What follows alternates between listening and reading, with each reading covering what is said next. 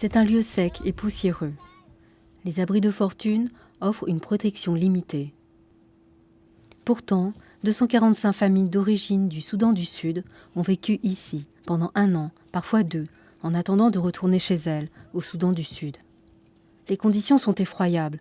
Il faut payer pour avoir de l'eau. Les maladies sont inévitables. Il n'y a pas d'école pour les enfants. Dans 13 États du Soudan, des milliers de personnes attendent une assistance pour rentrer chez elles. Le haut-commissaire des Nations Unies pour les réfugiés, Antonio Guterres, est venu écouter quelques-uns des réfugiés les plus affectés par la situation.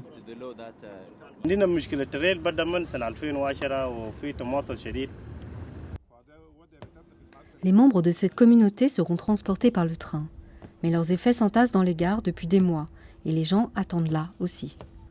Le train n'est pas fiable, il ne peut transporter qu'entre 600 et 900 personnes à la fois. À cause des problèmes de sécurité et des voies en mauvais état, il y a un train tous les 2 ou 3 mois seulement.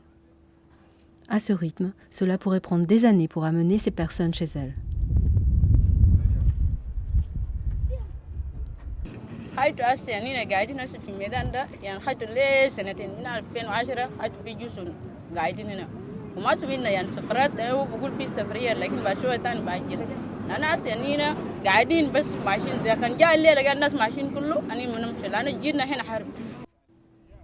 Le haut-commissaire a déclaré qu'une solution devait être trouvée.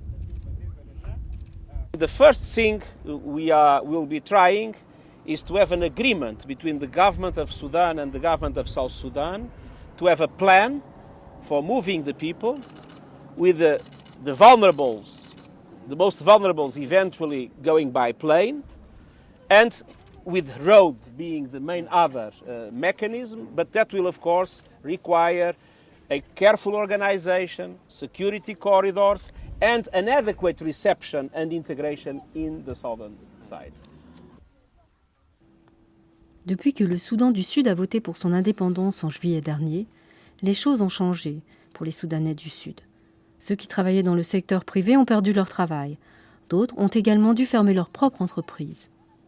Pour l'instant, il n'y a pas d'accord sur les documents d'identité pour les Soudanais du Sud au Soudan, ainsi que pour obtenir un permis de séjour. Le HCR propose d'aider les 2 gouvernements pour le voyage de retour des Soudanais du Sud vers leur pays, afin qu'ils puissent enfin commencer une nouvelle vie au Soudan du Sud.